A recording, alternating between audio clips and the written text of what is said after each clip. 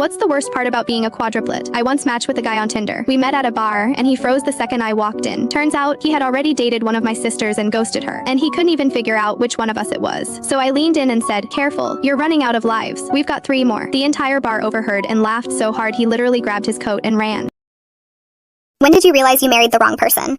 After delivering our rainbow baby through an emergency cesarean section, which I was totally opposed to but didn't have the choice due to complications, I was on a mandatory bed rest for 7 weeks. I tried to get up, take care of our newborn baby, and do things in the house from time to time, but mostly I was just taking care of our son because I am incapable of it. After giving birth, I haven't had time to take care of myself and my husband. My ex-husband has been complaining about the house and how I totally forgot that he existed. One day he told me how I smell like a homeless person and that I needed a shower. I asked him if he can look after Jaden, our son, for 15 minutes, and he said he is busy and proceeded to watch Netflix and scroll through TikTok. I understand he had a long day at work, but he never cared or carried our son since. The time that made me realize he was the wrong person was when he said, after coming from work, to get my ugly, nasty, and lazy ass up and clean the house. He said I was useless and I should be back to work, so we are not riding on his income. The next morning, when he went to work, my family arrived and helped me pack our things and moved out. I filed for divorce and child support.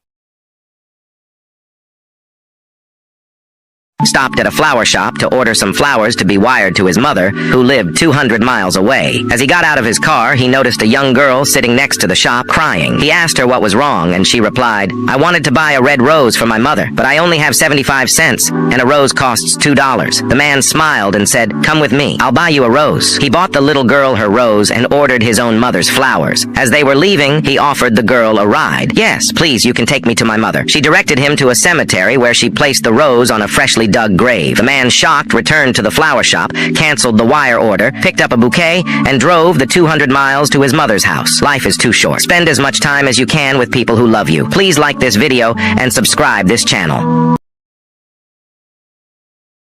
My daughter put a boy in the hospital, and I've never been prouder. My daughter was in her junior year, getting something from her locker in between classes, when the captain of the football team walked by and smacked her on the butt. She grew up with 3 brothers, so when she realized what this kid had just done, she turned around and kicked him in the balls as hard as she possibly could. She came home and told me what had happened, and I was surprised I hadn't got a call from her school yet. Just as she finished telling me about it, our phone rang, and it was her assistant principal asking me to come meet with the boy's parents. The next day we went to the office, and there they were. Apparently he had to go to the doctor right after. She had kicked him so hard and so perfectly, he couldn't play football for a week and was struggling to walk. His father wanted her suspended and was planning to sue us for assault. We all watched the security camera footage together, as we could clearly see him put his hands on her uninvited. Apparently when he told his dad what happened, he left that part out. Then we all got to witness my daughter turn around and land the most perfectly executed kick to the balls I've ever seen in my life. You could tell every guy in the hallway could feel his pain. We all looked at his father, and he was so pissed off he just got up and left with his son.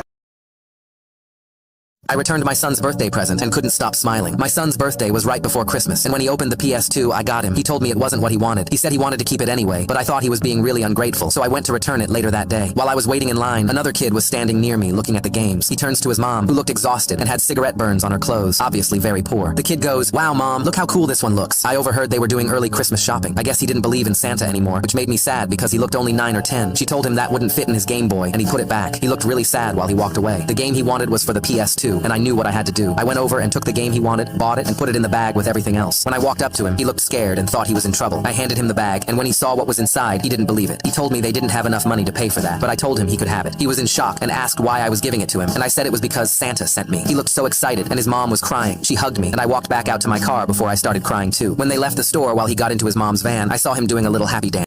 My sister keeps announcing bad news every year at every celebration of my life. I've had enough and walked out. My whole life I have been told that the day I was born was the worst in our family because it was also the day my sister was diagnosed with cancer. My family hated celebrating my birthday, and they would often ignore my birthday. When I turned 16, my friends decided to throw me a party to celebrate my birthday. My sister wasn't invited, but decided to show up and started telling everyone she had another cancer scare, which ruined the vibes. When I graduated high school, my sister announced that her engagement had ended. My family decided to cancel the graduation party because my sister needed comfort. I finally spoke to my parents and told them how awful it made me feel. They apologized and told me they would throw me a graduation party to congratulate me on my achievements. During the party, my sister showed up and announced she'd had a miscarriage to everyone, and the party died as the focus went to her. Her husband told me I should make non-family leave because my sister needed family, so I left. It took them 2 hours to notice, and when they did, they were all asking what the hell I thought I was doing leaving like that, and my sister cried down the phone to me, saying that What's something a stranger did for you that you'll never forget? On Halloween, my daughter was having the time of her life trick-or-treating. It was her favorite holiday, but I still remember her walking up to that door. She knocked, and before she could even say anything, their German Shepherd charged out and tackled her to the ground. She tried to defend herself and put her arm up to cover her face, but the dog didn't hold back. Within seconds, it caused severe damage down to the bone. My brother was there, who was thankfully an off-duty cop, and he was able to get the dog off without any problems. My hands were still shaking as I called 911, and an ambulance rushed her to the ER. Her arm was a total mess, and she immediately went into surgery. The nurse told us the doctor usually doesn't come in for last-minute operations, but as soon as he heard it was a child, he came right away. It went well, but after we got the medical bill, panic started to set in. There was no way we'd be able to pay it on time until the doctor showed up at my work a few days later. He told me we didn't owe him anything, and I thought I was going to cry, but then he added if she wanted to have any work done on her scars later on, he'd do it for free. I couldn't.